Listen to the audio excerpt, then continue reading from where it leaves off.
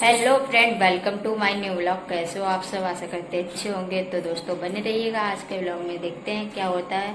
और पहले इधर देखिए, पतिदेव आ चुके हैं और खा रहे हैं अभी खाना। अर्पित हमारा खा रहा है चिप्स। ये आ चुके हैं दुकान से। तो दोस्तों अभी रात है, हम रात में व्लॉग बना रहे हैं। और दोस्तों मैंने अभी अभी एक ब्लॉग देखा है संदीप भैया का, जो सुलेखा भाभी में और संदीप भैया में लड़ाई हो चुकी थी।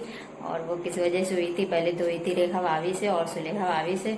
तो वो ब्लॉग उन्होंने अनलिस्टेड कर दिया था, तो अब पब्लिक कर दिया है उन्होंने। जब मैंने जाके देखा है, नेक्स्ट सी बात के ऊपर लड़ाई हो गई थी और संदीप भैया ने बोल दिया था कि हम ब्लॉग नहीं बनाएंगे क्योंकि हमारे यूट्यूब से मन भर गया है इस वजह से। पर ऐसा कुछ नहीं है, और अब ब्लॉग वो बनाने लगे हैं दोस्तों। और बिल्कुल नेक्स्ट सी बात पे खाना के पीछे हो गई थी लड़ाई सुलेखा भाभी और रेखा भाभी में। तो आप लोग संदीप भैया की बातें सुनिए, क्या कह रहे हैं, लड़ाई किस वजह से हुई थी। तो आप लोग सुनते रहिए। स्क्रीन पर हम संदीप भैया को उनकी वीडियो खुद ही लगा रहे हैं, तो आप लोग उनके मुंह से सुनना तो ज़्यादा अच्छा लगेगा। तो देखिए दोस्तों।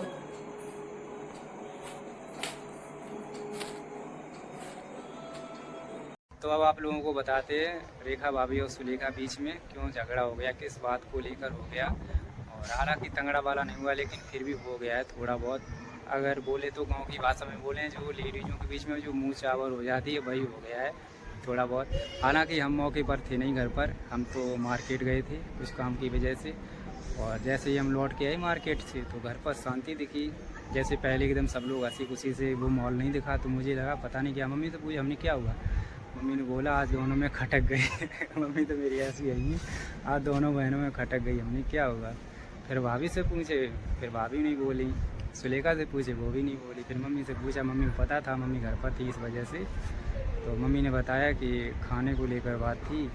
सुलेखा शाम का टाइम था तो सुलेखा सब्जी वब्जी वगैरह काट रही थी, और ऊपर से वो बच्चे, पता नहीं भूख लगी रही होगी बच्चों को, रेखा भाभी के दोनों बच्चों को। तो वो चिल्ला रहे थे मौसी खाना खाना खाना। तो सुलेखा ने बोल रही कि अभी हम बना रहे हैं, थोड़ा रुक जाओ, बना रहे हैं, बना तो रहे हैं। तो बच्चे जानते हुए बार बार वो एक ही बात 4 बार बोल के रह जाते हैं, मौसी जल्दी बनाओ खाना, जल्दी बनाओ। तो सुलेखा को थोड़ा गुस्सा ऐसा टाइप थोड़ा आ गया।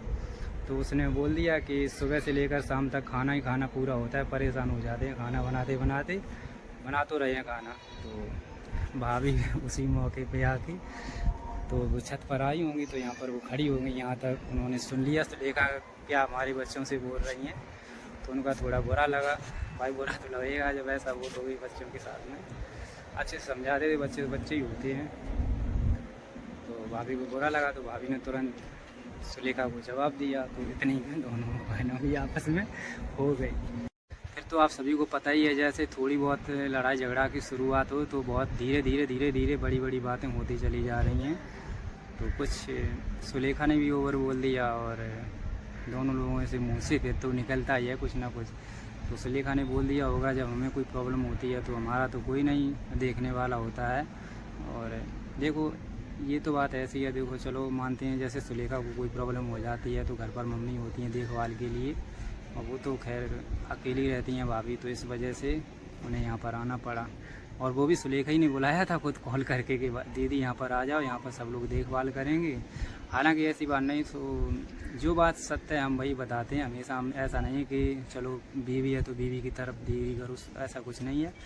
और जो बात सही है उसी को हम लेके हमेशा आगे चलते हैं। तो सुलेखा ही ने भाभी को सभी को बुलाया था उस टाइम अपनी यहाँ पर मदद करने के लिए कि दीदी वहाँ रहेंगी, कौन खाना वगैरह बनाएगा सब कुछ, तो इन चीज़ों के लिए।